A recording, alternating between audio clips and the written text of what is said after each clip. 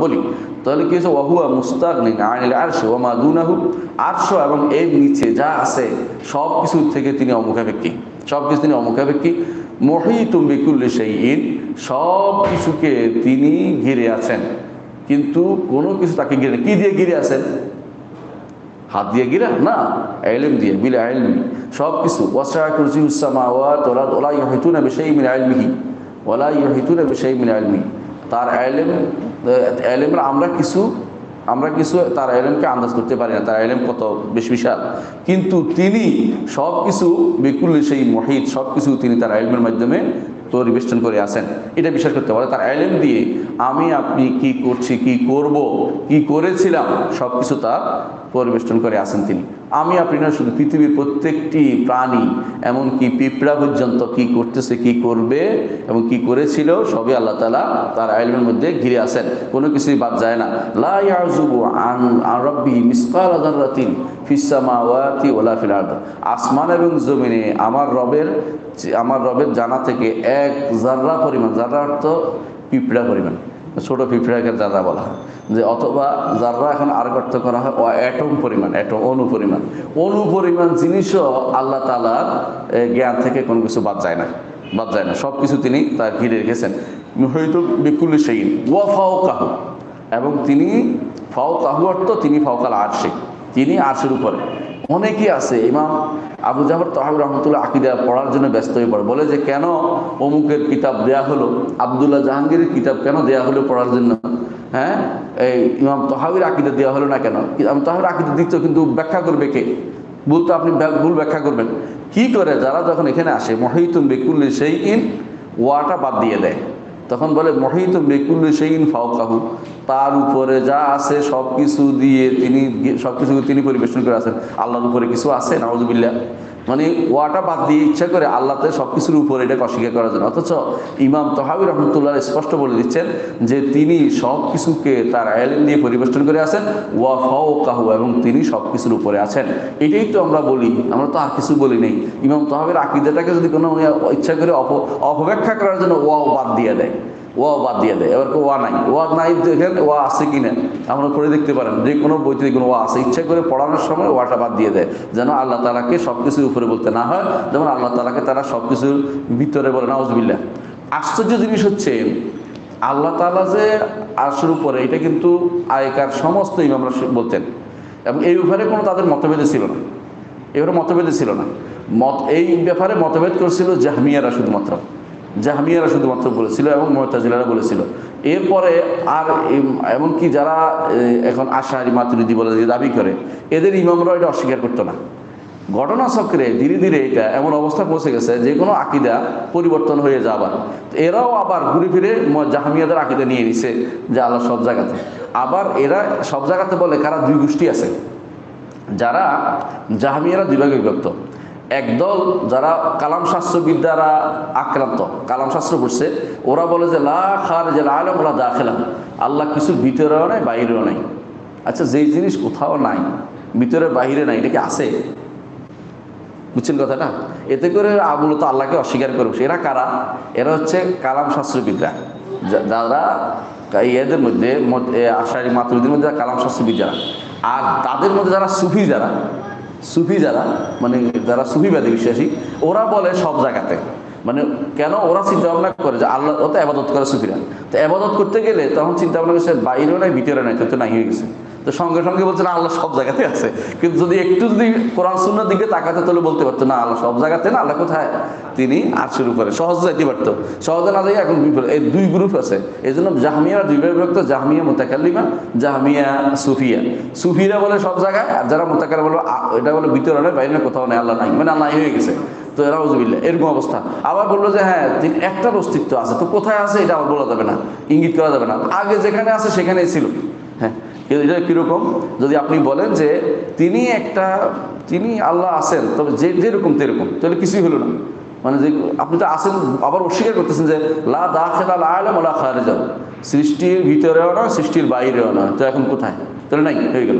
কিন্তু এটা অস্বীকার মুখে বলবে না, এরা বলবে না আছে, তবে যেভাবে আছেন সেভাবে আছেন, আমরা এই সম্পর্কে জানি না। কোরআন এবং হাদিস কিন্তু স্পষ্ট বলে দিচ্ছে আল্লাহ কোথায় আছেন। আমরা ওই দিন আপনাদেরকে জানিয়েছি 25টা বলেছি, আমরা এর সম্পর্কে বৈশিষ্ট্য বলেছি যে আরশের বৈশিষ্ট্য আমরা উল্লেখ করেছিলাম। তো তাহলে দেখা যাচ্ছে যে এই জায়গাতে এসে ওরা কিন্তু নিজেরাই ধরা খাবে যে আল্লাহ তাআলা তিনি আরশের উপরে, এটা ইমাম তাহাবী স্পষ্ট স্বীকৃতি দিচ্ছেন। তিনি কি বলছেন? মুহীতুম বিকুল্লি শাইইন, সব কিছুকে তিনি ঘিরে আছেন। ওয়া ফাওকাহু, ফাওকা কুল্লি শাই, তিনি সব কিছুর উপরে তিনি। আর যদি বলে আরশ বলেন তাহলে আরশের উপরে তিনি, সেটাও তিনি বলছেন। আরশ তো একটা শাই, আরশের উপরে তিনি, এতে কোনো সন্দেহ নেই। ওয়াকাদ আ'জাজা আনিল ইহাতাতি খালকুহু, তার সৃষ্টি কেউ তাকে কখনো পরিবেশন করতে পারে না, এটা তিনি কোরআনে নিজে বলে দিয়েছেন। ওরা ইয়াহুতুনা বিশাইইন মিন খালকিহি, তারা আল্লাহর কোনো কিছু নিয়ে আল্লাহ তারা কোনো পরিবেশন করতে পারে না। আমরা কিসের পরিবেশন করবো? আমরা নিজেরা তো এই পৃথিবীটা এখন এত কিছু আসছে, পৃথিবী, তাই না, বর্তমান আমাদের জমিনটা, এইটাতে অনেক কিছু আমরা খুঁজে বের করতে পারি না। এর মধ্যে একটা বড় জিনিস কি বের করতে পারি না? ইয়াজুজ মাজুজ কোথায় আটকে আছে।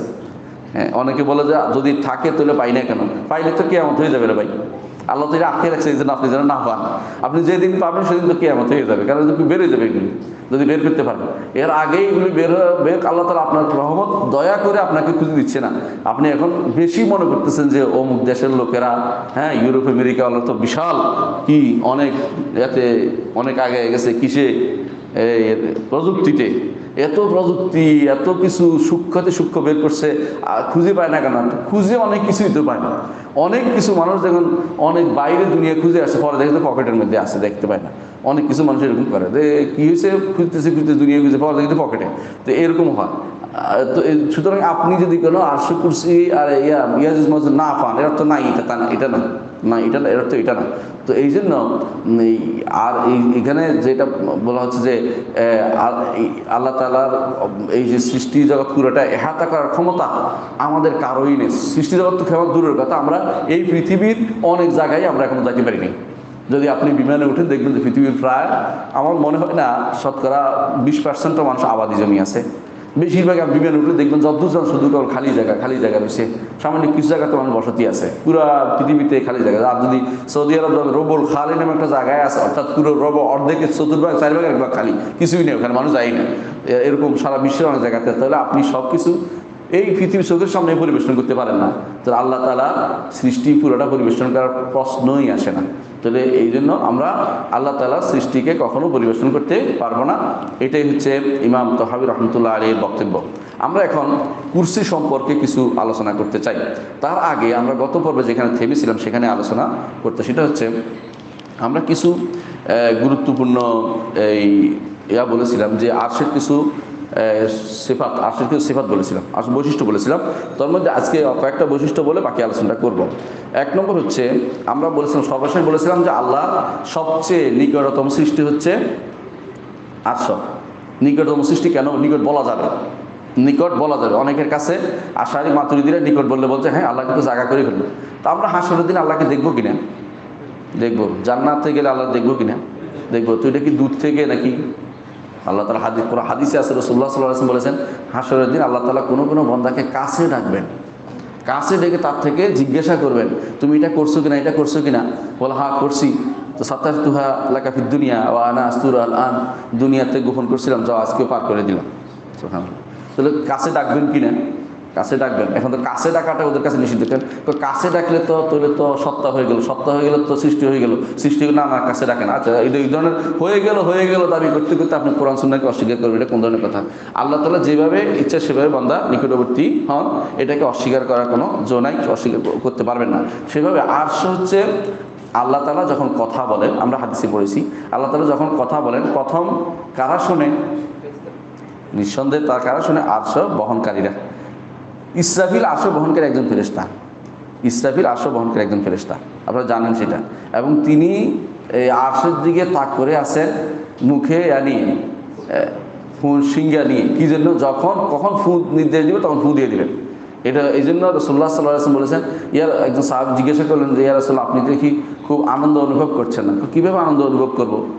ইসরাফিল মুখে সিংহে নিয়ে বসে আছে, আকাশের দিকে তাকিয়ে আছে উপরের দিকে, যে কখন আল্লাহ নির্দেশ দিবে সঙ্গে সঙ্গে ফু দিয়ে দিবে আর আমি আনন্দ অনুভব করবো।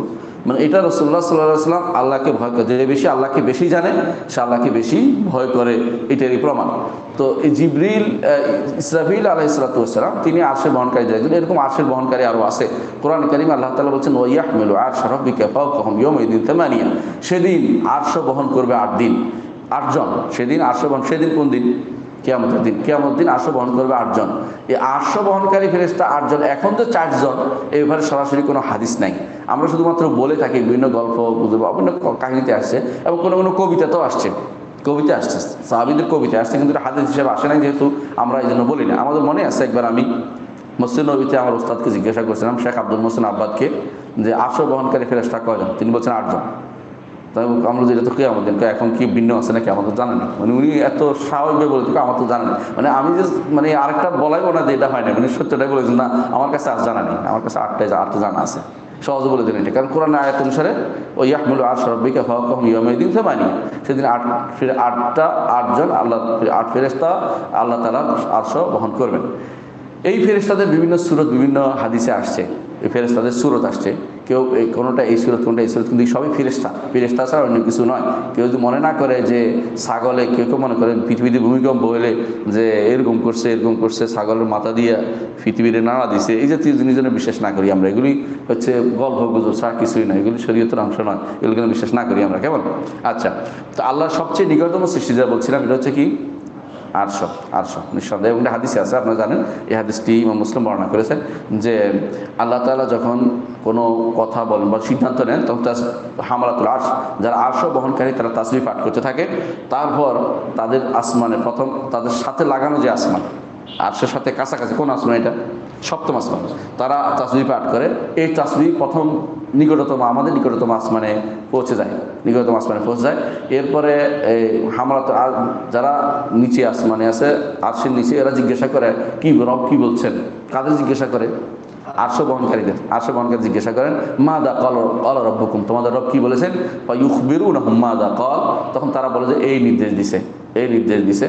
ফায়াস্তাখবিরু বা'দু আহলিস সামাওয়াতি বা'দান, তখন এক আসমানের ফেরেশতারা আরেক আসমানের ফেরেশতাদেরকে খবর দেয়, তুম হাত্তা ইয়াবলুগাল খাবারু হাদিস সামায়, দুনিয়া শেষ পর্যন্ত নিকটবর্তী এই দুনিয়াতে, এই দুনিয়া বলতেছি কেন, আসলে দুনিয়া আখিরাত তো দুনিয়া, এখন দুনিয়া, কিন্তু এটা দুনিয়া অর্থ নিকটবর্তী আসমানে এই খবরটা পৌঁছে দেওয়া হয়। তখন এইখানে যে এরা কথা বলে প্রথম নিকটবর্তী আসমানে, প্রথম আসমানে, সেখানে কথা বললে তো মানুষ এরা যারা কান পাতে, জিনের বন্ধুরা, জিনরা উপরে যায়, তো কান পাতে ওরা শুনতে পেলে এটা আয়সা কাকে বলে? ওই গণকদের বলার পরে গণকরা এটার সাথে 100 মিথ্যা কথা বলে তখন মানুষের কাছে প্রচার করে। এখন তারা বলে যে আমরা এটা বলছিলাম না এটা হবে, তো যা বলছিলাম মিথ্যা কথা, তো ওইগুলি চিন্তা করে না, একটা সত্য হয়েছে, এটাই তাদের কাছে বড় হয়ে দেখা দেয়।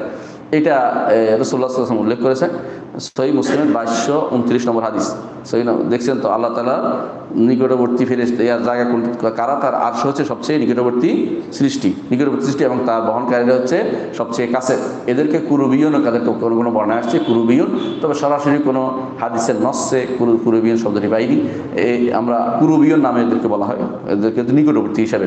আচ্ছা, 27 নম্বর বৈশিষ্ট্য হচ্ছে আরশে, সেটা হচ্ছে কিয়ামতের দিন আসমান ও জমিন ভাঁজ করে আল্লাহ তাআলা হাতের উপর রাখবেন, কিন্তু আরশ কুরসি ভাঁজ হবে না। আরশ কুরসি ভাঁজ হবে না কেন? আয়াতটার মধ্যে বোঝা যায়। আয়াতটা কি? আল্লাহ তাআলা বলছেন সূরা হাক্কার 14 থেকে 17 নম্বর আয়াত, আল্লাহ তাআলা বলছেন ওয়া হুমিলাতিল আরদু ওয়াল জিবালু ফাদুক্কাতা দাক্কাতান ওয়াহিদা, আর পাহাড় এবং জমিন দুইটাকে আল্লাহ তাআলা বহন করে একটা চূর্ণ বিচূর্ণ করবেন, একটা সাথে লাগিয়ে দিয়ে। ফায়াউমাইদুম ওয়াকাতিল ওয়াকা, সেদিন সব কিছু ঘটনা ঘটে যাবে। ওয়ানশাক্কাতিস সামাউ ফায়াউমাইদুম ওয়াহিয়া, আসমান ফেটে চৌচির হয়ে যাবে এবং সেদিন আর সেটার অস্তিত্ব বিলীন হবে। ওয়াল মালাকু আলা আরজাইহা, ফেরেশতারা চারদিকে ঘিরে থাকবেন, মানুষ যেন পালাইতে না পারে। হাসরের মাঠে চারদিক থেকে পালাতে পারবেন না কেউ। কিন্তু কি বলছে? ওয়াইয়াহমিলু আরশা রাব্বিকা ফাওকাহুম ইয়াওমাইদিন তামানিয়া, আরশ এবং কুরসি এগুলো ভাঁজ হবে না, এগুলো আল্লাহর হাতের ভিতরে, মুঠির ভিতরে রাখবে না, কিন্তু আসমানকে মুঠির ভিতরে রাখবে বলছেন। এই জন্য আসমানের উপরে যেহেতু আরশ কুরসি, সেটা মুঠির ভিতরে, সেটাকে আল্লাহ তাআলা ভাঁজ করবে না, যেটাকে আল্লাহ তাআলা বলছেন ইয়াওমা নাতুইস সামা কাতাইয়িস সিজিলিল কুতুব। আমি আমার বই দেখানোর জন্য বলছি, আল্লাহ দেখানোর জন্য না, এটা মনে রাখেন। অর্থাৎ যেভাবে ভাঁজ করে বইয়ের উপর বই রাখে, আল্লাহ হচ্ছে একটার উপর একটা কাগজ রাখে, এইভাবে আল্লাহ তাআলা আসমানকে একটার উপর একটা রাখবেন সেদিন আসমানকে, ইয়াউমা নাতুইস সামা কাতাইয়িস সিজিলিল কুতুব কামা বাদানা আউওয়ালা খালকিন নুঈদু, যেভাবে সৃষ্টি করেছেন আগে দ্বিতীয়বার আবার সে জমিনকে সৃষ্টি করবেন, আসমানকে আবার সৃষ্টি করবেন নতুন করে, সবই ধ্বংস হয়ে যাবে। কিন্তু 8টি জিনিসকে বলা হয় ধ্বংস হবে না। 8টি জিনিস, 8টি জিনিসের মধ্যে আছে কি? জান্নাত, জাহান্নাম, তারপরে আরশ, কুরসি, আহসানতা, তারপরে আজাবুদ্দাম, মানুষের যে অস্তিত্বের গোড়া একটা থাকে মানুষের পিছনে, সেটাকে বলা হয়, ওইটাকে আজাবুদ্দাম বলা হয়েছে, ওইটাও ধ্বংস হবে না। আর কি? জান্নাত জাহান্নামের নেয়ামত সমূহ ধ্বংস হবে না, নেয়ামত সমূহ ধ্বংস হবে না, যেগুলো উপর আছে এগুলো ধ্বংস হবে না। এগুলো মিলে 8টা জিনিসকে বলা হয়। তবু 8টা জিনিস কোনো হাদিসে আসে না, এগুলো মানুষ ইজতিহাদ করে বের করেছে, এবং ইজতিহাদ করাটা শুদ্ধ, ভুল নয়। এই 8টি জিনিস সেগুলো অর্থাৎ আল্লাহ তাআলার সাথে সম্পৃক্ত, যেগুলো আসমানেও নাই জমিনেও নাই, আসমানে নাই, আসমানের উপরে, আসমানেও নাই, এইগুলো আসমানের উপরে যেগুলো সেগুলো শুধুমাত্র অবশিষ্ট থাকবে, আসমান এবং জমিন সবই ধ্বংস হয়ে যাবে। এই জন্য কোরআনে কারিমে আল্লাহ তাআলা আসমান জমিন সব ধ্বংস হয়ে বলেছেন, আর এইগুলিকে আল্লাহ তাআলা ধ্বংস করবেন বলেননি। তো এখানে দেখা যাচ্ছে জমিনকে ভাঁজ করা, কিন্তু আসমান আরশ, জমিন, আরশ, কুরসিকে ভাঁজ করার কথা তিনি বলেন নাই। আরেকটি বৈশিষ্ট্য হচ্ছে আরশ ধ্বংস হবে না, যেটা আমরা একটু আগে বলেছি, আরশ ধ্বংস হবে না, আরশ ধ্বংস হবে না। তো এখান থেকে আরশের আরেকটা বৈশিষ্ট্য হচ্ছে এখান থেকে জান্নাতের নহরসমূহ প্রবাহিত হবে। জান্নাতের নহর আছে না, ফিহা আনহার, 4 রকমের নহরের কথা কোরআন হাদিসে বলেছে। নহরসমূহ কোথেকে প্রবাহিত হবে? আরশের নিচ থেকে, আরশের নিচ থেকে, আরশের নিচ থেকে প্রবাহিত হয়ে প্রথম আরশের কাছে যেই জান্নাতটি, সেটা কি নাম? ফেরদাউস। সবচেয়ে মাঝখানে যে সম্মানিত জান্নাতটা, সেটার নাম কি? ফেরদাউস। সেটা আরশের সবচেয়ে কাছে। এই জন্য আল্লাহর কাছে চাইতে, রাসূলুল্লাহ সাল্লাল্লাহু আলাইহি ওয়াসাল্লাম বলেছে, আল্লাহর কাছে তোমরা যখন চাইবে ফেরদাউস চাইবে, কারণ সবচেয়ে নিকটবর্তী এবং সবচেয়ে মাঝখানের আরশ, আল্লাহ সবচেয়ে নিকটবর্তী এবং মাঝখানের জান্নাত, এটা চাইতে বলেছে আমাদেরকে। তো সেটা আমরা ইনশাআল্লাহ আল্লাহর কাছে চাইব। আরশের ব্যাপারে কিছু মানুষের বিভ্রান্তি আছে, এই বিভ্রান্তিগুলো উল্লেখ করলে আপনারা বুঝবেন যে এটা কি জিনিস। যারা দার্শনিক আছে না, বা কালাম শাস্ত্রবিদ, এদের অধিকাংশই আরশ বলতে কিছু বিশ্বাস করে না। তারা বলছে যে আরশ আসলে গোলককে বলছে, আরশ হচ্ছে গোলক। গোলক বুঝেন? একটা সময় মনে করা হতো যে পৃথিবী একটা গোল, এটা কেন্দ্রিক সব কিছু ঘুরে। এখনও অনেক মানুষ মনে করে যে সূর্য পৃথিবী কেন্দ্রিক, অথবা পৃথিবী সূর্য কেন্দ্রিক। আসলে বিশ্বাস করেন কোনোটা কোনো কেন্দ্রিক না, সবগুলো আল্লাহর নির্দেশে চলছে। আপনি যে মনে করতেছেন যে এই যে মজমুয়া শামসিয়া বলে আমাদের এটাকে, বা এই সূর্য একটা নক্ষত্র, তার সাথে জড়িত কিছু, আমরা হচ্ছে একটা নক্ষত্রের সাথে কিছু এই কি বলে গ্রহ, উপগ্রহ, এগুলো সূর্যের সাথে সম্পৃক্ত। এরকম সৌরজগতে লাখ লাখ সূর্য আছে, এগুলির সাথে আবার এরকম গ্রহ উপগ্রহ লাখ লাখ আছে। তো আমাদের একটা, এতগুলির মধ্যে আমরা একটা গ্রহ, বুঝছেন? প্রত্যেকটা আল্লাহ তাআলা চালাচ্ছে। আপনি যে মনে করতেছেন এত বছর মনে করতো কি যে পৃথিবীর সাথে সম্পৃক্ত অন্যান্য যেগুলো আছে এগুলো এরকম পৃথিবীর সাথে এই ওতপ্রোত বাঁধা, সূর্য পৃথিবীর এরকম অষ্টম গোলার্ধে সূর্যের মাথা লাগানো আছে, সূর্যকে কেউ টেনে নিয়ে যাচ্ছে, এরকম মনে করা হতো। এই জন্য তারা এটাকে মনে করতে, বলতো যে আরশ আর কিছু না, অষ্টম গোলার্ধ হচ্ছে আরশ, অথবা নবম গোলার্ধ হচ্ছে আরশ। গোলার্ধই নেই আসলে, তোমার গোলার্ধের ধারণাটাই ভুল। এখন মনে হচ্ছে, আগেকার দিন এটা মনে বিশাল কিছু মনে করতো যে গ্রিক দর্শনে গোলার্ধের ধারণা দিচ্ছে, এটা শুদ্ধ। এখন মানুষ পাগল হয়ে গেছে, এগুলো একবারে বস্তা ফোঁসা জিনিস, অথচ এগুলো অনেকে পড়াচ্ছে এখন। এগুলি গোলার্ধের ধারণা, এগুলি ভুল, কোনো গোলার্ধের ধারণা নেই। আমাদের এই গ্রহটা একটার সাথে সম্পৃক্ত, অন্যগুলি সূর্য, এরকম সূর্যের অধীনে বহু গ্রহ আছে। সূর্য আমার পৃথিবীর সাথে তাল মিলে আল্লাহ হুকুমে চলতেছে, ওই পৃথিবী আর সূর্যের মধ্যে একটার সাথে কোনো এর আকল নাই, ওরও কোনো আকল নাই। আল্লাহ যেটাকে যেভাবে চালাচ্ছে সেভাবে চলতেছে, এইটা হলো কথা। না, এটাকে তারা যে ভুল বলতো, তো আরশ মানত না। আপনি দেখেন যত সৃষ্টি আছে, সমস্ত সৃষ্টি, আর সৃষ্টিটা শুধু এই আমার সূর্য নামক নক্ষত্রের সাথে সম্পৃক্ত এটা না, বরং যত লক্ষ লক্ষ কোটি কোটি সৃষ্টি আছে, বড় বড় গ্রহ নক্ষত্র যত আছে, এখন তো এগুলিকে আলাদা আলাদা মানুষ বলে বিশাল হিসাব করে আবিষ্কার করে ফেলছে। তো এগুলি সবগুলি কিন্তু নিচে, আসমানের নিচে, আসমানে তো কেউ উঠতে পারেনি। আসমান এবং জমিনের মাঝখানে, কিছু মাঝখানে কিছু জমিন আছে, আসমানের জমিনের মাঝখানে এবং জমিনগুলো এবং আসমানের মাঝখানে এগুলো আছে, এগুলো মানুষ আবিষ্কার করছে। আসমান আছে এর উপরে, এর উপরে আসমানের উপরে দ্বিতীয় আসমান, এভাবে সপ্তম আসমান, এর উপরে যখন পৃথিবী আপনি কুরসি ধরবেন, এর উপরে আরশ ধরেন, সেটা কত বড় আপনি হিসাব করতে পারবেন না। সুবহানাল্লাহ, সুবহানাল্লাহ বিহামদি। তাহলে এই মানুষগুলো যারা বুঝতে পারেনি, আল্লাহ তাআলা যেন কোরআনে কারীম বলেছেন বাল কাযযাবু বিমা লাম ইউহিতু বিইলমিহি, যে জিনিসটা তাদের জ্ঞানে ধরে না এই জিনিসটা তারা অস্বীকার করে। বুঝছেন না? এদেরকে আপনি যদি এগুলি বলেন, বলে এর উপরে আর কিছু থাকতে পারে নাকি, মানে তারা যেটা জানছে এটাই তাদের কাছে সর্বোচ্চ। হ্যাঁ, বাঁকা হয়ে এক বাটা বসে আছে না, কোন দেশে জানি, উঠতে পারে না, চলতে পারে না, বিভিন্ন রকম কথা বলে, শেষ পর্যন্ত আবার নাস্তিক্যবাদ প্রচার করে। আর যাই হোক, তো এই লোকটি সে তার জিজ্ঞাসা করা হয়েছে, আমি মানে যেটা তার ব্রেনে ধরছে এটাই, যে এইটাই তো অস্তিত্বই দেখছি, আর কিছু দেখতে চাই না, কিন্তু অস্তিত্ব দিলেও কে, এইটা তার মাথায় আসে না কোনোদিন, আসবে না। তার আল্লাহ যতক্ষণ পর্যন্ত হেদায়েত নসিব না দিলে কেউ ওদিকে চিন্তা করবে না। যাই হোক, তো এই যেহেতু নাস্তিকবাদ যদি মারা গিয়ে থাকে, অবশ্যই যেখানে যাওয়ার সেখানে চলে গেছে, আমরা এ নিয়ে আলোচনা করতে চাচ্ছি না। তো মূল কথা হচ্ছে যে এরা যতটুকু আছে এটুকুর মধ্যেই সীমাবদ্ধ থাকে, এর উপর উঠতে চিন্তা করে না। এই জন্য তারা বলে যে আরশ কুরসি বলে কিছু নাই, আরশ কুরসি গোলার্ধকে বলা হবে। তাদের নিকট তখন গোলার্ধ ছিল।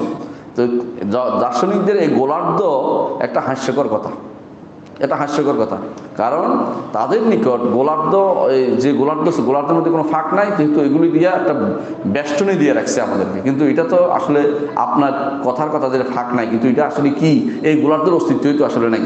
এটা এমন কোনো গোলার্ধ বলে কোনো কিছু নাই, এটাকে বিশাল জিনিস, এটাকে আর সেটা আরশের সাথে এটার কোনো সম্পর্ক নাই, আপনারা যেটা মনে করছেন এমন কিছু নাই। এই জন্য যারা গোলক বলছে এটা ভুল বলছে। গ্রিক দার্শনরা সাধারণত এটা সবসময় বলতো যে আরশ বলতে, যখন বলতো ওরা আরশ বলতে কিছু চিন্তাও করেনি। যখন গ্রিক দর্শনটা মুসলিম কি বলে এটাকে, মুসলিমরা এটাকে অনুবাদ করলো, এটাকে বলে যেমন ইসলামাইজেশন করলো গ্রিক দর্শন, হ্যাঁ, ইসলামাইজেশন না করে কি বলবো, কালামাইজেশন করলো, মানে কালাম শাস্ত্রবিদ্যা করলো। মুসলিমরা এটা এরকম করে নাকি, তখন কি করছে তারা, এরা কি করছে, অষ্টম গোলার্ধ বানাইছে আরশরে, হ্যাঁ, অথবা নবম গোলার্ধ বানাইছে আরশরে, অষ্টম গোলার্ধ বানাইছে আরশর, নবম গোলার্ধ বানাইছে কুরসি, এরা এটা বানাইছে। আর ফেরেশতা আছে না জিবরিল, ওটাকে বানাইছে যে এটা হচ্ছে আকলুল ফাআল, এটাই সব কিছু করছে। নাউজুবিল্লাহ, নিজেরা মন মতো করে সাজাই নিয়ে আমি বলতেছি এইটা হচ্ছে দর্শন তত্ত্ব। এই অ্যারিস্টটল বা ওরা এগুলি জীবনে মাথায়ও আনে না, ওদের মাথার ভিতরে, ওরা আসলে নাস্তিকে ছিল।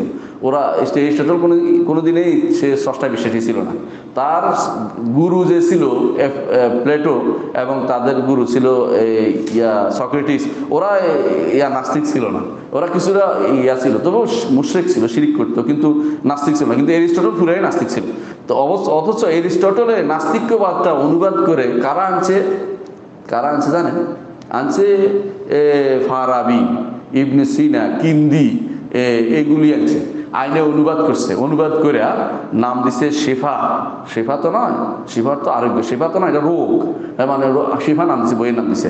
এটা যদি পড়ে অসুখ হয়ে মরবে মানুষ, মানে তার ইমান চলে যাবে, ইমান তার কোরআন শেফার বিরুদ্ধে তার বই। তার কোরআন হচ্ছে শেফা, আর এটা হচ্ছে রোগ, এটা বলতে হবে, এটা হচ্ছে রোগ মানে মারদ, কিতাবুল মারদ বলা উদ্দেশ্য উচিত। তো এইটা অনুবাদ করে দিয়া এরা কি করছে, এখন দর্শনের সাথে শরীয়ত মিলাইতে গেছে। এমনকি ইবনে রুশদ এই কামটা করছে, দর্শনের সাথে শরীয়ত মিলাইতে যাইয়া দর্শন এটা বলে, শরীয়ত এটা বলে। সুতরাং এখন কিছু মানুষ না বিগ ব্যাংকে নিয়ে, হ্যাঁ আওয়াজ বন্ধ করেন, কিছু মানুষ আছে না বিগ ব্যাংকে নিয়ে, বিগ ব্যাং একটা বেরোচ্ছে না, আমরা কি বিগ ব্যাং বিশ্ব স্বীকার করি নাকি? আমাদের কাছে বিগ ব্যাং বলতে কিছু নেই, গুয়া কথাই বলি। ভেড়া এখন বিগ ব্যাং সাব্যস্ত করার জন্য একজন বই লিখে দিচ্ছে, একজনা বহুজনে বলেছে, কি বলছে, বিগ ব্যাং হচ্ছে আল্লাহ তাআলা বলছে আওয়ালাম ইয়ারাউ আন্নাস সামাওয়াতু ওয়াল আরদু কানাতা রাতকান ফাফাতাকনাহুমা, তারা কি দেখে না যে আসমান জমিন একসাথে ছিল, আমি এটাকে আলাদা করেছি। তো এটার সাথে বিগ ব্যাং কি সম্পর্ক হলো? বিগ ব্যাং মানে বড় বিশাল বিস্ফোরণ লাগে না, এমনি তো আল্লাহ আলাদা করতে পারেন, অর্ডার দিলে তো হয়, কোন ফে এখন, তো তুমি বিগ ব্যাং পাইলে কই? এরা যখনই এটা পাইছে খুশি হয়ে গেছে, এটা লোক মিলাই দিতে হবে। কিছু মানুষ সবসময় বসে যায় কি করে, যখনই কোনো একটা বিজ্ঞানের কিছু একটা আসে তাড়াতাড়ি করে এটা সত্য কি মিথ্যা জানবে না, এটা ফরদিয়া ধরে নেওয়া জিনিস, এটা কোনো সত্য প্রমাণিত হয় না, তারপরে এটা এনে কোরআন এবং হাদিসের নসকে, ভাষ্যকে পরিবর্তন করে ওটার সাথে মিলানোর জন্য বসে থাকে। তোমার এত দায়িত্ব দিচ্ছে কি? ওরা পরিবর্তন করতে করতে একসময় এটা বলবো, একসময় এটা বলবো, পরে দেখবে যে এটাও না। একসময় কি বলতো, সূর্য ঘুরে পৃথিবী স্থির, তাই না? এরপরে কি বললো, না পৃথিবী ঘুরে সূর্য স্থির। এরপরে বললো কি, সূর্য ঘুরে পৃথিবীও ঘুরে। এর আসলে সবাই ঘুরে না, সবাই তার কক্ষপথে চলে, এটা হলো সূচকতা কথা। এটা কারোর জন্য কেউ ঘুরে না। এখন তারা বলে যে হ্যাঁ আল্লাহ তাআলা এমনভাবে সেট করেছেন, আল্লাহই করেছেন যে ওখানে আলো এখানে পড়লে এখানে এই হবে, ওখানে আলো এখানে হলে এটা আল্লাহ এভাবে সেট করে দিয়েছেন। এমনকি এই জগৎ ছাড়া এই গ্রহ ছাড়া অন্য গ্রহতে আল্লাহ তাআলা প্রাণের এই মানে বুদ্ধিমান প্রাণীর কোনো অস্তিত্ব দেন নাই। বুদ্ধিমান প্রাণী বলে মানুষের মতো কাউকে অস্তিত্ব দেন নাই। অন্য থাকতে পারে খুঁজে বের করে করা, কিন্তু এরা খুঁজে বের করে ওখানেও বোধ আছে। কিছুদিন পর কেউ এলিয়েন বের করে, কেউ বেলিয়েন বের করে, কেউ যদি বলবে, কেউ কেউ বলে যে অমুক জায়গাতে দেখা গেছে একটা বিমান, বিভিন্ন রকমের এক ধরনের বিমান আসছিল আফ্রিকান গহীন জঙ্গল, কি আফ্রিকান আসে না, বাংলাদেশের এই আমাদের ঢাকা শহরে কোথাও নামুক না, দেখে আসে না কেন, এটাকে ওখানে যা খুঁজে বের করে ওরা। এরা তো যেখানে কেউ যেতে পারবে না ওইটাকে তারা বলে আমাদের বিশ্বাস করতে বলে। এগুলো মিথ্যা কথা সম্পূর্ণ, এগুলো কোনোদিন হয় না। এরকম কিছু কোথাও এরকম কোনো বিমানও তৈরি হয় না, কোনো মানুষও নাই কোথাও অন্য কোনো গ্রহে। ওখানে থাকলে অন্য প্রাণী আল্লাহ তাআলা কত প্রাণী আছে তার হিসাব না, থাকতে পারে এগুলি, কিন্তু ওগুলি দ্বারা আরো বেশি বুদ্ধিমান এরা বসে রয়েছে এই চিন্তা ভাবনা করে আমাদেরকে বিমান হারা করার জন্য বুদ্ধি করতেছে কেউ কেউ। এগুলি বিশ্বাস করা যাবে না, এটা সোজা কথা এটাই। তো এরা এক সময় এই জাতীয় কথাগুলি বলতো। আর আমাদের দার্শনিকরা ইবনে সিনা, ফারাবি, কিন্দি এগুলিকে বেশি বেশি মডারেট করে এগুলিকে বলে যে হ্যাঁ এটাই ঠিক বলছে।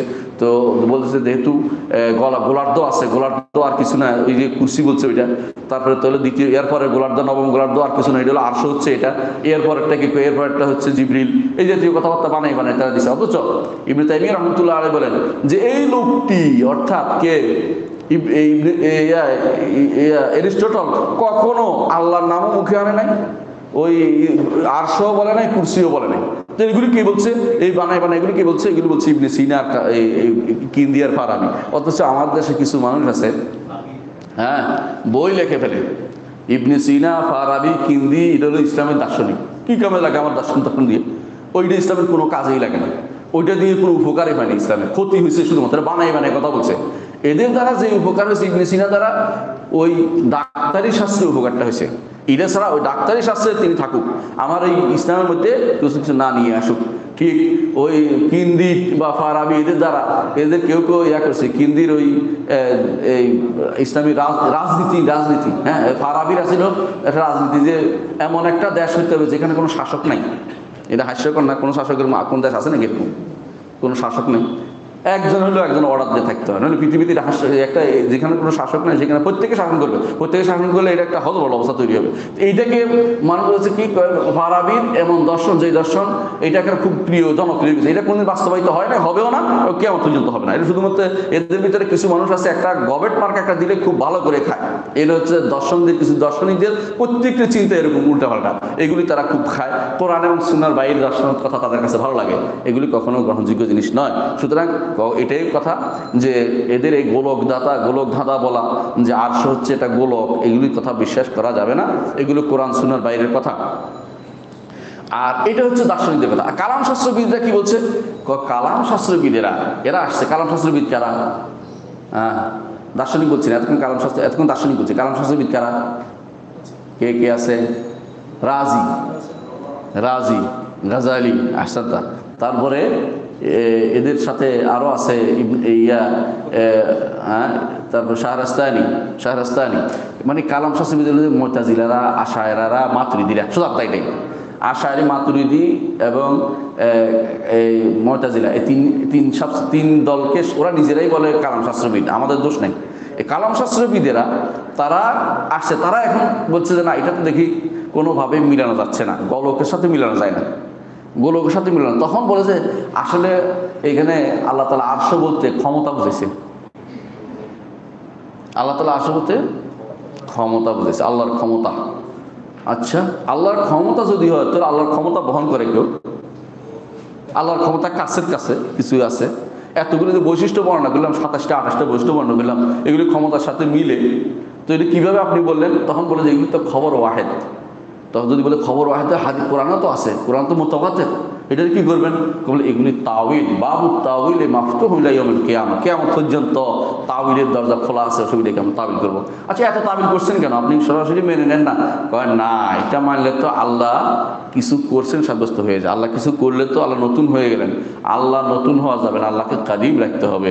এই জন্য কাদিম রাখতে গিয়ে সব বদলাই ফেলবে, এটা হচ্ছে কালাম শাস্ত্রবিদের কাজ, বুঝছেন তো? হ্যাঁ, এরা সমস্যা কোন জায়গায় ভুল করছে? আরশকে রাজত্ব করলে আপনি দেখবেন যে এর সাথে বহনকারীর কোনো মিলে না, কোনো কিছু মিলে, সব জায়গায় আরশকে বহনকারীর আরশ যদি কোনো আপনি বলেন, রাজত্ব বলেন, তো কি সমস্যা? আরেকটা, আরশ তওয়াফ করে, হাদিসে আছে। আরশ তওয়াফ করে কারা? ফেরেশতারা।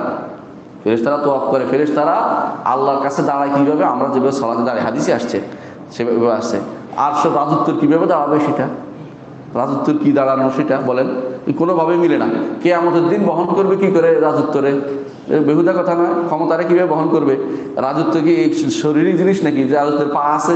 আর রাসূলুল্লাহ সাল্লাল্লাহু আলাইহি ওয়াসাল্লাম বলেছেন, আমি যখন প্রথম হাসরের মাঠে সব মানুষ বেহুশ হয়ে যাবে, প্রথম আমি হুঁশ হবে, দেখবো যে মুসা আলাইহিস সালাতু ওয়াস সালাম তিনি হুঁশেই আছেন, তিনি ধরে আছেন কি আরশের পা। তো ক্ষমতারে কেমনে ধরে থাকবে জিজ্ঞাসা করা দরকার ওদেরকে, যে কালাম শাস্ত্রবিদ আপনারা যে বলছেন ক্ষমতা কেমনে এটা করবেন বলেন। আসলে কি, মানুষ যখন বিভ্রান্ত হয়ে যায় তখন অনেক সময় ওস্তাদের কথা তার কাছে বেশি প্রিয়, কোরআন সুন্নাহর চেয়ে বেশি প্রিয় হয়ে যায়। তখন আপনি যতই দলিল আনেন না কেন, আমার ওস্তাদ কি কম বুঝছে নাকি, এইটাই হলো তাদের কথা, ওইটাই তাদের কথা থাকবে। আর জীবনে আপনি আর কিছু বুঝাইতে পারবেন না। কোরআন হাদিসে যত দলিল দেন তত দলিল তাবিল করবে, কত তাবিল করবে। তার তাবিল করার মধ্যে সবচেয়ে বেশি তাবিল করছে ইবনে ফোরাক, প্রথমে করছে। এক বিখ্যাত নাম মনে রাখবেন, ইবনে ফোরাক। এই লোকটি এত অপব্যাখ্যা করছে, একটা বই নাম দিছে, একটা নামই দিছে মুশকিলুল হাদিস। হাদিসের মধ্যে মুশকিল ওর কাছে লাগে, আমরা মুশকিল বলি না, আমরা মুখতালিফ হাদিস বলি। হাদিসের মধ্যে ভিন্ন অর্থ হইতে পারে, অর্থটাই কিন্তু আমরা বলো মুশকিল। নাম দিচ্ছে মুশকিলুল হাদিস। হাদিস সবার কাছে মুশকিল ওনার কাছে। আল্লাহ ওনারা ক্ষমা করুক যদি আল্লাহ শেষ পর্যন্ত তওবা করে থাকে, আশা করি তওবা করছেন। তো উনি বলছেন মুশকিলুল হাদিস, এই জন্য তিনি সব হাদিসের অপব্যাখ্যা করছেন। দ্বিতীয় অপব্যাখ্যাকারী বিখ্যাত ব্যক্তি হচ্ছে রাজি। ওনার কাজ হচ্ছে অপব্যাখ্যা করানো, যে কোনো জায়গায় আসছে অপব্যাখ্যা। এই জন্য যত বেশি অপব্যাখ্যা হওয়ার কারণে ওনার সুনামটা খুব বেশি ওদের কাছে। ইমাম রাজি এই করছে, ইমাম রাজি এই করছে। হ্যাঁ, আমার উস্তাদে বলতেন যে যখন একদিন পড়াশোনা, রাজিরে চিনো তোমরা? বলা হয়ে থাকে তফসিরের রাজিতে সব আছে তবে তাফসির নেই, বুঝছেন? মানে তাফসির রাজিতে সব আছে তবে তাফসির নেই, মানে এমন এমন কথা চলে গেছে। আপনি পড়বেন কোনো কোনো সময় দেখবেন যে একটা ব্যাখ্যা করতে গেছে, কইয়া করতে গিয়ে দর্শনে ছুটে গেছে, দর্শন ছুটে যায় কালামে ছুটে গেছে, ছুটে থাকতে চলে গেছে অনেক দূরে। এরপরে 10টা 15টা সন্দেহ নিয়ে আসছে, এরপরে একটারও জবাব দেয় নাই, আবার চলে আসছে আগের জায়গাতে। সন্দেহগুলি কার জন্য রেখে গেছে? আপনার মাথা নষ্ট করার জন্য রেখে গেছে। এই জন্য তাফসিরে কাবির সব মানুষের পড়া উচিত না, পড়লেই তার মাথাটা বিভ্রান্ত হয়ে যাবে। আমার অনেককে বলে এটা পড়াচ্ছে ইবনে কাসির পড়েন, ওইটা আপনি কেন পড়তে চান? অনেকে বলতে অনুবাদ করেন, এটা অনুবাদ করলে তো আর পুরা গাঁজাখুরি গল্প অনুবাদ করা হবে, এগুলো অনুবাদ না করাই উচিত। হ্যাঁ, কিছু কিছু জিনিস একবারে নাই তা না, কিছু কিছু জিনিস তো থাকে। আলেমদের অনেক জ্ঞান ছিল না, কিন্তু বেশি সমস্যা হচ্ছে তাবিলে ভর্তি, অপব্যাখ্যায় ভর্তি। তিনি একটা তাবিল করেছেন। তো এদের নিকট ওরা কি বলে? ক্ষমতা, আল্লাহর ক্ষমতা। আল্লাহর ক্ষমতা তো অশরীরী জিনিস, তাই না? এটা ধরবে কি করে? এটা মুসা আলাইহিস সালাম এটা আরশের পায়া ধরবেন কি করে? হেরা এটাকে অক্ষয়, এটা তো খবর ওয়াহিদ, খবর ওয়াহিদ তো না মানলেও চলে, নাউজুবিল্লাহ। আল্লাহর হাদিস, রসুলের হাদিস যেটা শুদ্ধ হবে এটা মানতেই হবে, এখানে আর খবর ওয়াহিদ কথা বলা যাবে না। আচ্ছা, আরেক গোষ্ঠী বেড়েছে, আরশ আর কুরসিটা একই জিনিস। আরশ আর কুরসি একই জিনিস, কখনো না। ইমাম তহাবী যেন আলাদা আলাদা করছে, বলছে ওয়াল আরশ ওয়াল কুরসি হক। আরশ এবং কুরসি দুটো এক নয়, ভিন্ন ভিন্ন জিনিস, এটা হক। এরা হাসান বসরিতে এক বর্ণনা দেয়, কিন্তু বর্ণনা শুদ্ধ হাসান বসরি কখনো সেটা বলেন নাই, তিনি আহলে সুন্নাত ওয়াল জামাতের ইমাম। তো এদের মধ্যে এক গোষ্ঠী আছে যে না, আমরা মানলাম যে যারা কালাম শাস্ত্রবিদের মধ্যে সব একরকম না। কেউ বলে যে না, আমরা আরশ কুরসি মেনে নিচ্ছি। এদের অধিকাংশ যারা স্বাভাবিক আছে, যারা কালাম শাস্ত্রে বেশি জড়াই নাই, সব মুহাদ্দিস যারা আছে, বিভিন্ন মাদ্রাসায় পড়ায় হাদিস বিশারদ আমাদের আলেমরা, এরা কিন্তু এত ভেজালে যায় নাই কালাম শাস্ত্রের মধ্যে। বলতে হ্যাঁ আমি বিশ্বাস করি, আরশ কুরসি বিশ্বাস করতেছি, কোনো সমস্যা নেই, সহজভাবে বিশ্বাস করে নেয়। এরা স্বাভাবিক আছে। এর বাইরে বেশিরভাগই এদের মধ্যে মনে করে, যারা কালাম শাস্ত্রে ঢুকছে, এরা মনে করে আরশ অর্থ, কুরসি অর্থ হচ্ছে, আরশ অর্থ হচ্ছে রাজত্ব, আল্লাহর রাজত্ব। আল্লাহর রাজত্ব যদি হয়, এটার সাথে কি মিললো? কোনো কিছুই মিলে না, কোনো হাদিসে মিল হবে না। আচ্ছা, আমরা আসি এখন আজকের দর্শে আসি। কত দর্শে আলোচনা করছি? আজকের দর্শে প্রথম আলোচ্য বিষয় হচ্ছে কুরসি কাকে বলে। আরশ ওয়াল কুরসি হাক্কুন। কুরসি কাকে বলে? আপনার কুরসি কাকে বলেন? এই যে আমি একটা বলছি, নাম কি? কুরসি। আরশ কাকে বলেন? আরে আমি আল্লাহ তাআলার কথা বলছি না, আমি নিজের পরিচয় দেওয়ার জন্য বলছি, বোঝার জন্য। এটা হচ্ছে আমার কুরসি, তাই না? আরশ কাকে বলে? আরশ বলা হয় আপনার রাজাসন বলে এটাকে। রাজাসন, রাজ সিংহাসন, ওইটা কুরসি না, মানে এটা একটা বিশাল ইয়ার মতো, এই চৌকির মতো বিশাল। আমাদের রাজারা বলছে, রাজাদের আল্লাহর কথা বলছি না, রাজাদের কথা বলতেছি। রাজারা যেটাকে কুরসি আরশ বলে, এটা হচ্ছে তাদের বিশাল একটা রাজাসন যেটাকে বলে, হ্যাঁ রাজ সিংহাসন যেটা, ওইটার মধ্যে কুরসি চেয়ার না, এটা ওইটা আলাদা একটা জিনিস, যেটা আরও তারা অনেকটা বিশাল করে বানায় দেখানোর জন্য যে আমাদের এই আছে সেই আছে, এটা বোঝানোর জন্য বড় রকম অনেক কিছু দেয়, দুই পাশে দুই ইটা দেয়, ওইটা দেয়, তারা বাতাস করে, হ্যাঁ স্টেজ বানায়, স্টেজের মতো। তো এইটা বানায় বিশাল করে। এইটা হচ্ছে আমরা দুইটা ভিন্ন ভিন্ন জিনিস বুঝি, তো যারা এক করে ফেলছে তারা তো দুইটা এক করে ফেলছে না বুঝার কারণে। কিন্তু আল্লাহ তাআলাটা কিন্তু আমরা বলছি না, ওনার ধরন বলতেছি না। তেমনি কুরসি কি, কুরসি অর্থ এমনি স্বাভাবিক অর্থ কি, চেয়ার, চেয়ার। তো কার এই কুরসিকে, চেয়ারকে কুরসি বলাটা, এটা কিন্তু আরবি ভাষাতে প্রচুর প্রচলিত, প্রচলিত। তো এটা আমরা যদি কোনো এটার ব্যাখ্যা দেখি ইবনে তাইমিয়া রহমতুল্লাহ আলাইহি এটা ব্যাখ্যা করেছেন। তিনি বলছেন বৃহৎ এক দেহ বিশিষ্ট সৃষ্ট, যা আরশের সামনে পড়ে আছে। আরশ তার থেকে অনেক বড়, আরশ কুরসি থেকে অনেক বড়। আর কুরসি হচ্ছে মহান আল্লাহ পা রাখার স্থান। পা রাখছেও বলি না আমরা, পা রেখে আছে বলি না, সাবধান, আমরা যেটুকু বলছি এটুকু বলি। ইবনে আব্বাস এটুকু বলেছেন, পা রাখার স্থান, যেটা আমরা বলেছি যে বলেছেন যে কাল মিরকাত ইলা আরশে, কুরসি থেকে আরশে উঠার জন্য সিঁড়ি লাগে, সেটার মতো হচ্ছে এই কুরসিটা, এটা হচ্ছে কুরসি।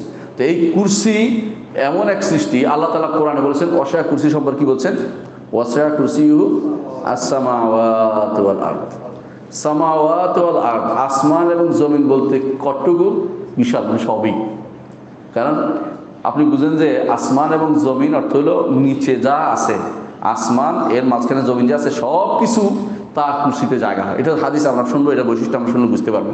এর অর্থ হচ্ছে যে আসমান এবং জমিন সবই কুরসির অভ্যন্তরে জায়গা হয়। আর কুরসি রব্বুল আলামিনের আরশের সামনে, রব্বুল আলামিনের আরশের সামনে। আচ্ছা, কুরসির কিছু বৈশিষ্ট্য আমরা উল্লেখ করি। এক নম্বর বৈশিষ্ট্য হচ্ছে কোরআনে কারিমে আল্লাহ তাআলা একটি আয়াতে কুরসির কথা আসছে, মাত্র একটি আয়াত। এটা কোন, দেখো আয়াতুল কুরসি, আয়াতুল কুরসি। এই একটি আয়াতের এত মূল্য কেন হলো?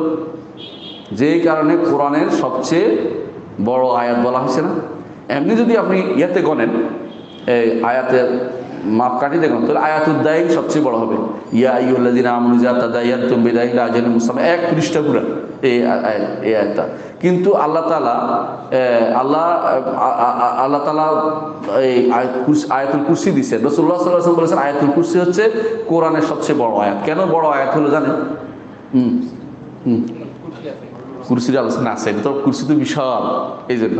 এবং আরো আছে, এটার মধ্যে আল্লাহর নাম এবং গুণ আছে, উল্লেখ আছে প্রচুর পরিমাণে। আল্লাহ পরিচয় দিচ্ছে, আল্লাহ কি, তিনি কে, লা ইলাহা ইল্লাহু আল হাইয়ুল কাইয়্যুম লা তাখুযুহু সিনাতুন ওয়া লা নাওম, পুরোটাই আল্লাহর গুণ, আর কিছু না, সব আল্লাহর পরিচয়। যে আল্লাহ তিনি কেমন, তিনি হাই আল কাইয়ুম, তিনি সর্বসত্তার চিরঞ্জীব, সর্বসত্তার ধারক। লা তাখুযুহু সিনাতুন ওয়া লা নাওম, তাকে কোনো তন্দ্রাও পায় না, ঘুমও পায় না। লাহু মা ফিস সামাওয়াতি ওয়া মা ফিল আরদ, আসমান জমিনের সব মালিকানা কার? আল্লাহ। মান যাল্লাযী ইয়াশফা'ু ইনদাহু, তার কাছে কেউ সুপারিশ করতে পারবে না ইল্লা বিইজনি, তার অনুমতি ব্যতীত। ইয়ালামু মা বাইনা আইদিহিম ওয়া মা খালফাহুম, মানুষের পিছনে সামনে যা আছে সব তিনি জানেন। ওয়ালা ইউহিতুনা বিশাইইন মিন ইলমিহি, কেউ আল্লাহর ইলমের সামান্য কানা করিও খবর রাখেন আল্লাহ কি জানেন কেউ বলতে পারবে না। যেটা ইল্লা বিমা শা, যেটা আল্লাহ জানিয়েছে, এটা তার নবীদেরকে যা জানিয়েছে সেটা ছাড়া বাইরে কিছু জানার কোনো ক্ষমতা কারো নাই।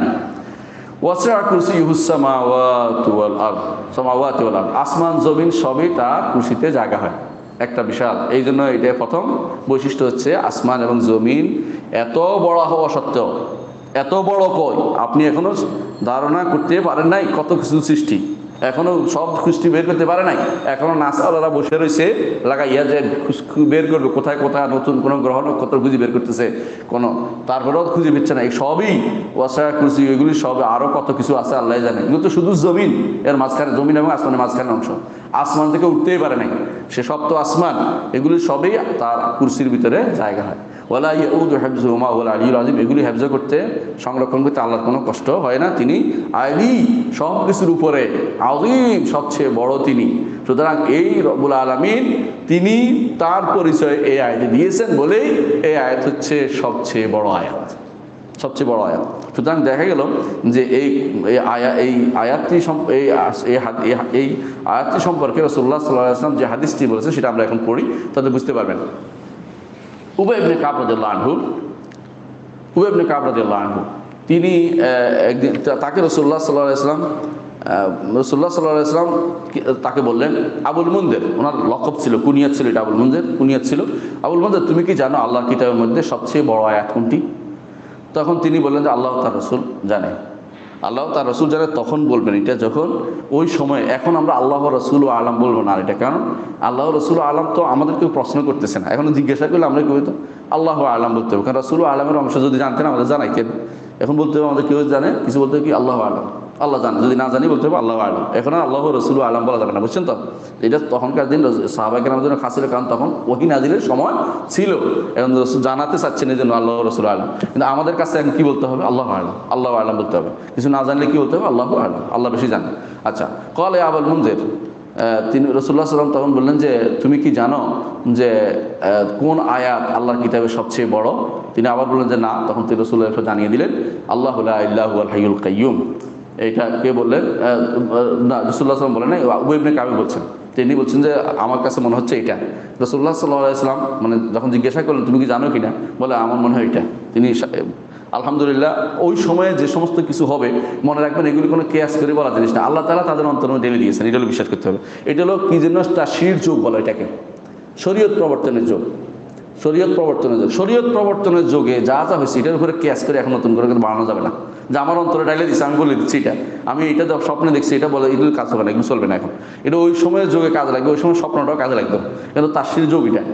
ওই সময় স্বপ্নে দেখছে আজান, কাজে লাগছে, বুঝছেন? ওই সময় একজনে আসা পিছনে বলছে রব্বানা লাকাল হামদ হামদান কাসীরান তাইয়িবান মুবারাকান, রাসূল অনুমোদন করেছে, হয়ে গেছে। এখন একটা স্বপ্নে দেখলে অনুমোদন করবে কে? এখন অনুমোদন করবে কে? রসুলের কাছে যায় অনুমোদন করার ব্যাপার আছে না, এটা কেউ করবে। সুতরাং এখন স্বপ্ন দেখলে কাজ হবে না। এই সমস্ত কিছু আসে পিছন দিয়ে একটা বলে দিলাম, রসুলের জগতে এরকম বেশি বলছে, এক সাহাবী রসুল তো মানা করে না, মানা করে অনুমোদন তো করছে, তোমারটা অনুমোদন করবে এটাকে? তুমি তো হুটু জায়গায় নতুন কথা বানাচ্ছ। এই জন্য যারা এরকম দলিল দেয় বলুন যে আপনি কি রসুলের যুগে আছেন নাকি, কোন যুগে বাস করেন এটা খেয়াল রাখবেন না। আপনি কোন দেশে বাস করেন এখন, কি বাংলাদেশে না কোন জায়গায় বাস করতেছেন চিন্তা ভাবনা করা দরকার। এই সমস্ত মানুষ সন্দেহের মধ্যে তাদের জীবনটা অতিবাহিত করে, এই জন্য তারা অনেক সময় দেখবেন যে এই জাতীয় কথা বলে আপনাকে বিভ্রান্ত করতে পারে। আলা কুল্লি হাল, তো আবুল মুনজির অর্থাৎ উবাই ইবনে কাব রাদিয়াল্লাহু আনহু তিনি ছিলেন কোরআনের জামে, যাদের কোরআন জমা করছে তাদের একজন, এবং তিনি ছিলেন কোরআনের এত সুন্দর কেরাত করতে রাসূলুল্লাহ তার প্রশংসা করতেন।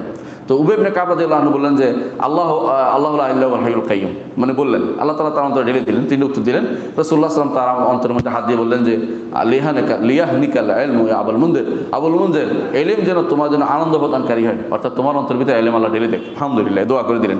এর তো হচ্ছে সবচেয়ে বড় আয়াত হচ্ছে আয়াতুল কুরসি। কেন? কুরসি থাকার কারণে, কুরসির আলোচনা, কুরসি সবচেয়ে এমনিতেই বড়। তবে দ্বিতীয় বৈশিষ্ট্য হচ্ছে কুরসি আরশের চেয়ে ছোট, কুরসি আরশের চেয়ে ছোট। রাসূলুল্লাহ সাল্লাল্লাহু আলাইহি ওয়াসাল্লাম বলেছেন মাল কুরসি ফিল আরশে ইল্লা কাহালকাতিন মিন হাদিদিন উলকিয়াত বাইনা যহরানাই ফালাতিন মিনাল আরদি।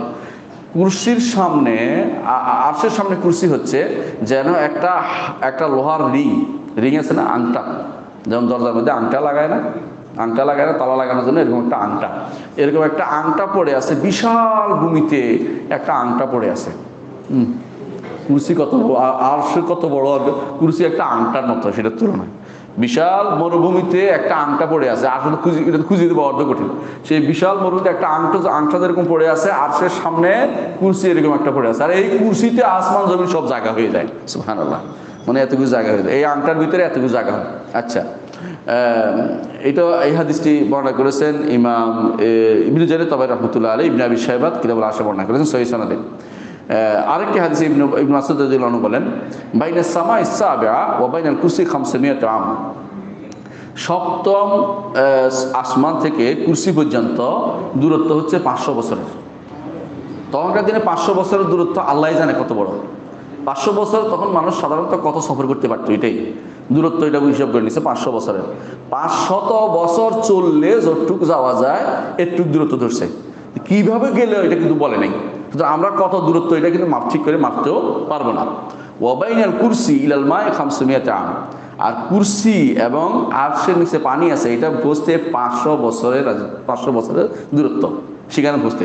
ওয়াল আরশ আলাল মা, আল আরশ হচ্ছে পানির উপরে, আল্লাহু ফাওকাল আরশি, আল্লাহ আরশের উপরে আছেন, ওয়া হুয়া ইয়ালামু মা আনতুম আলাইহি, তোমরা কি করছো আল্লাহ ভালো করেই জানেন। কে বর্ণনা করেছেন? ইমাম ইবনে খুজাইমা হাদিসটি বর্ণনা করেছেন তার কিতাবুত তাওহীদে, ইমাম দারিমি আর-রাদ্দ আল জাহমিয়া, আবু শাইখ আল আসফাহানি তার আল আযামা লালিকাই আশর আ'তাকাদ আহলুস সুন্নাহ ওয়াল জামাআহ, ইবনুল কাইয়িম ইজতিমাল জুয়ুশ হাদিসটি উল্লেখ করেছেন, এমনকি ইমাম যাহাবিও হাদিসটি নিয়ে এসেছেন। এর বিশুদ্ধ সনদ বিশিষ্ট, যারা এর বিশুদ্ধ সনদ, যারা এর সনদ নিয়ে কিলকাল করে, এরা অন্তরের মধ্যে শয়তানি আছে ওদের জন্য, তারা অন্তরের মধ্যে বাক্রতা আছে, এই জন্য হাদিসটা নিয়ে ঝগড়া করতেছে। অর্থাৎ আব্দুল্লাহ ইবনে মাসউদ থেকে হাদিসটা শুদ্ধ, আমরা এটা অন্য জায়গায় আলোচনা করেছি। তৃতীয় বৈশিষ্ট্য হচ্ছে কুরসি পা রাখার স্থান, কুরসি পা রাখার স্থান। হ্যাঁ, আর আরশের পরিমাণ আল্লাহ ব্যতীত কেউ জানে না। ইবনে আব্বাস রাদিয়াল্লাহু আনহু বলেন, কুরসি হচ্ছে মহান রব্বুল ইজ্জতের পা রাখার স্থান, আর আরশ তার পরিমাণ তো আল্লাহ ব্যতীত কেউ জানে না। ইমাম দারিমি বর্ণনা করেছেন, তার সহিহ ইমাম দারিমি তার আর-রাদ্দ আল মাররিসি হাদিসটি বর্ণনা করেছেন। আব্দুল্লাহ ইবনে আহমদ আস-সুন্নাতে হাদিসটি বর্ণনা করেছেন। ইবনে খুজাইমা বর্ণনা করেছেন, ইবনে আবি শাইবা বর্ণনা করেছেন। আর আরশে আবু শাইখ আল আযামা, বিভিন্ন হাদিসে আলহামদুলিল্লাহ হাদিসটি সনদ শুদ্ধ, ইমাম আলবানী বলেছেন হাদিসটি শুদ্ধ, এবং ইমাম যাহাবি হাদিসটি শুদ্ধ বলেছেন। তাহলে দেখা গেল আমরা এই শুদ্ধের মধ্যে থাকি, ভুলের মধ্যে না যাই। শুদ্ধ কি? আরশ পা রাখার স্থান, এটুকু আমরা বিশ্বাস করি। আর কুরসি পা রাখার স্থান, হ্যাঁ কুরসি পা রাখার স্থান, হ্যাঁ মওদু কাদামাই আছে, দুই পা বলা যাবে, হাদিসে আছে এরকম, মওদু কাদামাই আছে, হাদিসে আছে, বলা যাবে। আচ্ছা, কুরসির ব্যাপারে এখন আমরা একটুকু তিনটা বৈশিষ্ট্য আমরা জানলাম, এর বেশি আমাদের কাছে আর বৈশিষ্ট্য হাদিসে আসে নাই, কোরআনও আসে না, হাদিসে আসে না, আমরা এতে সীমাবদ্ধ থাকি। কুরসির ব্যাপারে কিছু ভুল তথ্য আছে। একদল আমরা একটু আগে বলেছিলাম আরশ কুরসি এক করে দেখো, দুইটা একই জিনিস, দুইটা এক জিনিস না, দুইটা এক জিনিস না। আচ্ছা, দ্বিতীয় হচ্ছে যে কেউ বলে যে কুরসি বলতে বাস্তবে কিছু নাই, কুরসি হচ্ছে উপমা দিছে আল্লাহ তাআলা, নাউযুবিল্লাহ। এই জন্য তারা বলে আল্লাহ তাআলা বড়ত্বের উপমা দিচ্ছে, তিনি কত বড় এটা বুঝেছে। ওয়াসা কুরসিউ আয় ওয়াসা আযমাতু, তিনি কত বড়, আসমান জমিন সবকিছু তিনি ধারণ করতে পারেন, এটা তারা বুঝে। তাদের কাছে কুরসি কোনো সৃষ্ট জিনিস না, এটা হচ্ছে অশরীরী জিনিস, অর্থাৎ একটা ধরে নেওয়া জিনিস, এটা কোনো সৃষ্ট জিনিস না। আর আমাদের কাছে কুরসি কি? সৃষ্ট জিনিস, আল্লাহর সৃষ্ট জিনিস। আল্লাহ তার রুবুবিয়তের প্রমাণ, তিনি বিশাল কুরসি তিনি সৃষ্টি করেছেন, যেমন কুরসির চেয়ে বড় আরশ তিনি সৃষ্টি করেছেন। হ্যাঁ, তো এখানে তারা যেটা বলে থাকে যে বড়ত্ব প্রকাশক, তাদের এই কোনো দলিল আসলে শুদ্ধ নয়, এটা ভুল, পথভ্রষ্টতা। তৃতীয়ত আরেক গোষ্ঠী আসছে, এইটা হচ্ছে যারা বর্তমানে যাদের বলে আশারি মাতুরিদি মুতাজিলা, এরা বলতে কুরসি বলতে ইলম বুঝাইছে। খেয়াল করছেন? আরশ বলতে কি বলছিল তারা? ক্ষমতা। আর এখানে কুরসি বলতে কি বলছে? ইলম বুঝাইছে। এবং কি এই বর্ণনাটা তারা বলে যে এটা তো বলছে ইমাম বুখারী বলছে। ইমাম বুখারী বর্তমান হাদিসের কিতাব আমরা এটা পাইনি, ওরা বলতে অন্য বর্ণনা আছে। আচ্ছা, অন্য বর্ণনা খুঁজে বের করুন। দ্বিতীয়ত ইমাম বুখারী যদি বলেও, ইমাম বুখারী ভুল করতে পারে না তো আমরা বলি না, তাই না? ইমাম বুখারী ভুল করতে পারে। সহি বর্ণনা হচ্ছে যে কখনো কুরসি কোনো ইলম নয়, ইলম কি? জ্ঞান কি পা রাখার জায়গা হয়? এটা হইলো কোনোদিন মিললো? কোনোদিন ইবনে আব্বাসের কথার সাথে মিললো? কাল মেরকাত আর আসমান জমিন সব কিছু জ্ঞানের ভিতরে, এটা তো আছে, এরপরেই তো আছে যে সবই তো তিনি তার সবকিছু পরিবেশন করার অন্য জায়গা তো আছে। তো কুরসিকে তুমি আলাদা তুমি অস্বীকার করছো কেন? অস্বীকার করার কোনো কারণ নেই, একটাই কারণ যে যদি কুরসি যদি হয় তাহলে কুরসি পা রাখার স্থান সাব্যস্ত করতে হয়, তা আল্লাহর জন্য পা সাব্যস্ত করতে হয়। না, কুরসি নাই, কুরসি সরাসরি ইলম হয়ে গেছে। হ্যাঁ, কুরসি ইলম হয়ে গেছে, এটা একটা গোষ্ঠী। এটা ভুল, কারণ এই ইবনে আব্বাস থেকে বর্ণিত আছে ভিন্ন, যে তিনি বলেছেন যে কুরসি হচ্ছে পা রাখার স্থান। আর আরবি ভাষাতে কুরসি বলতে ইলম বোঝানোর কোনো দলিল পাওয়া যায় না। আরবি ভাষাতে কুরসি বলতে ইলম বোঝায় না, আর শরীয়তের নস সাপোর্ট করতেছে না। তাছাড়া যে কুরসি সম্পর্কে আল্লাহ বলেছেন যে আসমান জমিনকে পরিবেশন করে সূরা বাকারাতে। আর ইলম তো আরও ব্যাপক, কারণ ইলম সম্পর্কে আল্লাযিনা ইয়াহমিলুল আরশা ওয়া মান হাওলাহু ইউসাব্বিহুনা বিহামদি রাব্বিহিম ওয়া ইউমিনুনা বিহি ওয়া ইয়াস্তাগফিরুনা লিল্লাযিনা আমানু রাব্বানা ওয়াসআতা কুল্লা শাইইন রাহমাতাও ওয়া ইলমা। যদি কুরসি ইলম হয়, খেয়াল করেন, তাহলে আমরা আরশের কি বলবো? আল্লাহর ইলম সব কিছু দিয়েছে, আরশ বাদ দিয়েছে না। কুরসি ইলম হতে পারে না। এই জন্য আল্লাহ তাআলা যারা আরশ বহন করে ফেরেশতারা, তারা বলে আল্লাহ আপনি আপনার রহমতে এবং ইলমে আপনি সব কিছুকে আপনার পরিবেশন করে আছেন, রহমত এবং ইলমকে। তাহলে আপনি যদি কোনো বলেন যে কুরসি বলতে এলম বুঝাইছে, তাহলে আপনি তো আরো কিছুকে বাদ দিলেন, শুধু তার এলম তাহলে আসমান জমিন ঘিরে আছে না, আসমান জমিন ছাড়াও সব কিছুকে আল্লাহ তাআলা এলম কি আছে ঘিরে আছে, এতে কোনো সন্দেহ নাই। সুতরাং আপনার এলম অনুবাদ করা কখনো শুদ্ধ হয় না, আর এলম অনুবাদ আরবিতে আসেও নাই। আচ্ছা, আবার কেউ যারা বলে আরশ কুরসি একই জিনিস তারা বলে, আবার তাদের মধ্যে একদল বলে যে আরশ কুরসি বলে রাজত্ব বুঝাইছে, একই কথা তারা বলে থাকে যে রাজত্ব হতে পারে, মানে ঘুরে ফিরে একদিকে চলে গেছে তারা, কিন্তু অর্থাৎ কুরসিকে তার যথাযথ স্থানে যেভাবে রাখা সেভাবে রাখে না। আমরা কি বলি, এখন আবার বলছি, আরশ এবং কুরসি হক। আমরা কি বলবো, আরশ এবং কুরসি হক। আরশ এবং কুরসি হক অর্থ কি, আমরা আবার বলছি এটা যে আল্লাহ তাআলা এবং তার রাসূল যে সংবাদ দিয়েছেন তা অবশ্যই সত্য, তার উপর বিশ্বাস করতে হবে। আরশ এবং কুরসি ভিন্ন ভিন্ন জিনিস, আর কুরসির চেয়ে আরশ অনেক বড়, কুরসির চেয়ে আরশ অনেক বড়, অনেক বড়। আর কুরসির ভিতরে আসমান জমিন সব কিছু জায়গা হয়, আর কুরসির সামনে, কুরসির ভিতরে আসমান জমিন সবগুলি 7টি দিরহামের মতো। কুরসির ভিতরে 7টি মুদ্রার মতো, 7টি মুদ্রা পড়ে আছে, 7টি মুদ্রা আছে না, আমাদের টাকা কয়েন পড়ে আছে, এরকম কুরসি এত বড়। আর কুরসি আরশের সামনে একটা ফেলের একটা আংটার মতো। আর আরশ কত বড় এটা একমাত্র আল্লাহ তাআলাই জানেন। ওয়াল আরশু লা ইয়াকদিরু কদরহু ইল্লাল্লাহ, আল্লাহ ব্যতীত কেউ আরশের পরিমাণ জানতে পারে না। সুতরাং আরশ কুরসি আল্লাহর রুবুবিয়তের একটি অংশ, আল্লাহর রুবুবিয়তের একটি বিরাট সৃষ্টির প্রমাণ আরশ এবং কুরসিকে সৃষ্টি। এই জন্য বড় সৃষ্টি হচ্ছে, এই জন্য বারবার আল্লাহ তাআলা কোরআনে কারিমে সবচেয়ে বড় সৃষ্টির কথা বলে আল্লাহ তাআলা কখনো এটাকে আযীম বলেছেন।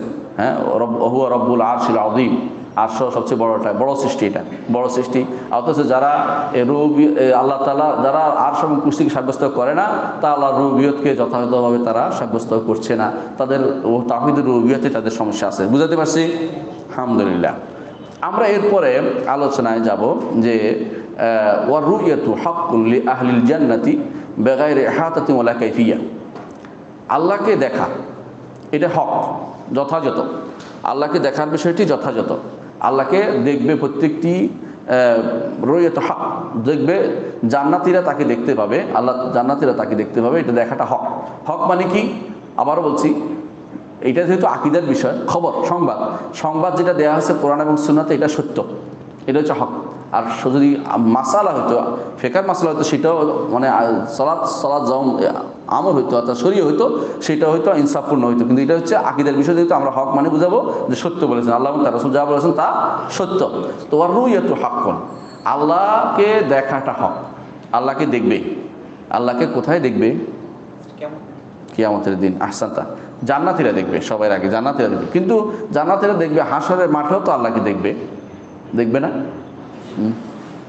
জান্নাতে হাশরের মাঠেও দেখবে, কিন্তু হাদিসে আছে, সহিহ মুসলিমের হাদিসে আছে একটা হাদিস, সেটা হচ্ছে আল্লাহ তাআলা তখন বলবেন হাশরের মাঠে যে ঠিক আছে, যারা যার ইবাদত করতো তার পিছনে করে চলে যাও। সহিহ মুসলিমের হাদিস। তখন যে যেটার ইবাদত করতো ওইটার মতো একটা বানিয়ে দেওয়া হবে, এটা তাকে লেফট রাইট করতে করতে কোথায় নিয়ে যাবে? জাহান্নামে চলে যাবে। বাকি থাকবে ঈমানদাররা আর মুনাফিকরা, এই দুই গোষ্ঠী বাকি থাকবে। মুনাফিকরা কেন থাকবে? ঠিক আছে, হ্যাঁ, তারা সালাত আদায় করতো, তাদের কোনো বাহ্যিকভাবে তাদের তো কোনো ইবাদত করার মতো কিছু দেখা যাচ্ছে না, এই জন্য তারাই থেকে যাবে। থেকে গেলে আল্লাহ তাআলা এসে বলবেন যে আমি তোমাদের রব।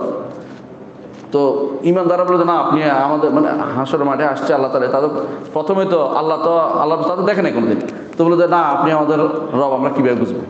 বলে আলামত দিয়ে, তখন আলামত দিয়ে দেখাবে আল্লাহ তাআলা। সেটাকে বলুন যে তো কীভাবে বুঝতে পারবে? তখন তিনি ইয়াউমা ইউকশাফু আন সাকিন, আল্লাহ তাআলা তার পিণ্ডলি উন্মুক্ত করবেন, যাতে সিজদা করবে কারা?